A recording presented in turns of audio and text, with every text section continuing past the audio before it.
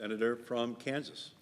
Mr. President, I rise today to ask this body to immediately consider the Demanding Citizenship in D.C. Elections Act. Right now, we have over 11 million illegal immigrants here on the United States soil. That's enough to replace the entire population of 36 states, including the population of Kansas, almost 4 times over. When I'm back home, I often get asked, why does Joe Biden allow 5,000 to 10,000 people to cross our border illegally every day?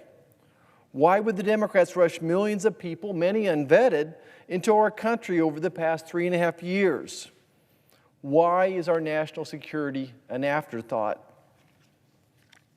How can the President hear Laken Riley's story and the story of so many others who have died or been assaulted by the impacts of this border crisis and not do anything? How does he sleep at night? When I think about his reaction to these questions, it becomes very clear what's happening.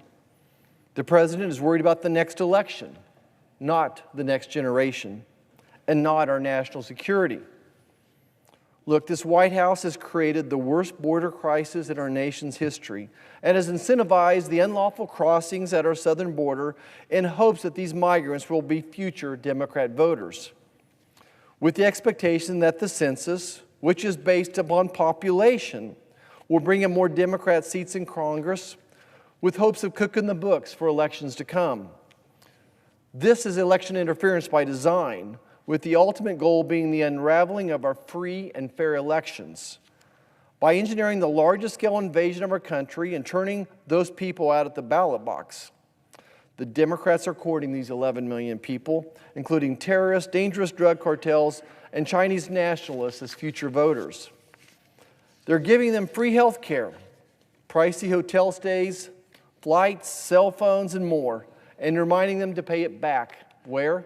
At the ballot box. Now, if you don't believe me, look no further than what's happening right here in our nation's capital, in Washington, D.C. Illegal aliens are now voting in local elections. Let me say that again, you can't make this up. Illegal aliens are now voting in local elections at our nation's capital. And folks, this is just beginning for the DNC and serves as the roadmap that they are building to tip the balance and dismantle the integrity of our electoral process across the entire country. And that's why I'm asking this body to consider the Demanding Citizenship in D.C. Elections Act immediately. Washington, D.C., as we all know, falls under the jurisdiction of Congress. The intent of our founding fathers was to prevent any single state from gaining undue power by hosting the federal government. With the oversight powers bestowed on us here in Congress, it's our obligation and duty to stop this election interference. The American people want free and fair elections. They want to trust that their vote won't be superseded by the millions of illegal aliens that have been transported across the United States. So I rise today to give my colleagues across the aisle the opportunity to show the American people that the Democrat Party believes in election integrity and our democratic electoral process. If they do, then they should have no problem supporting our legislation that explicitly states that illegal aliens cannot vote in D.C. elections. Now, some of my colleagues across the aisle continue to deny that illegal aliens are voting in our elections. For the sake of this argument, let's take them at their word. If they say illegals are not voting in our election, then what's the harm in passing legislation to ensure that it never happens? Let's assure the American people that we have the same goal of citizen-only representation in our electoral process. Now, unfortunately, the left won't do this because they know it's factually incorrect and they need those votes. This is election interference by design, with the ultimate goal being the unraveling of our free and fair elections by engineering the largest scale invasion of our country and turning them out at the ballot box. Now, unfortunately, when my colleagues across the aisle block this legislation today, they're showing their cards. That for Democrats, the border crisis is not a crisis at all. It's their campaign trail to victory. This is the Democrats' playbook. Mr. President, if this is a call for us to proceed, consent fails the American people, we'll know the Democrats' true motivation for this is border crisis. We, the people, must fight back. Too much is at stake.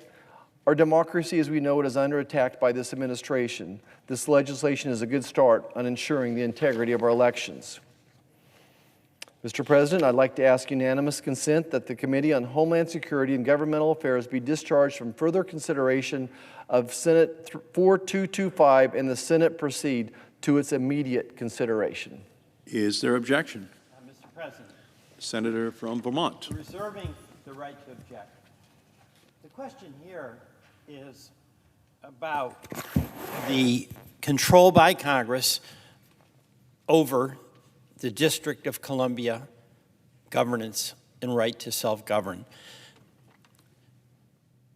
There has been a tendency in this Congress, and there's a debate in this Congress about whether there should be home rule for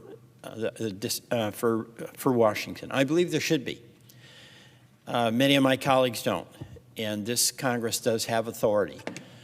But what is really at stake here is the question of whether a law passed by the City Council of the District of Columbia should be allowed to go into effect or overridden by action here. My view is that the elected representatives have the right and the responsibility to pass laws that go with being a self-governing city council. The question of local resident voting rights amendment act, that's what we're talking about, was passed by the city council.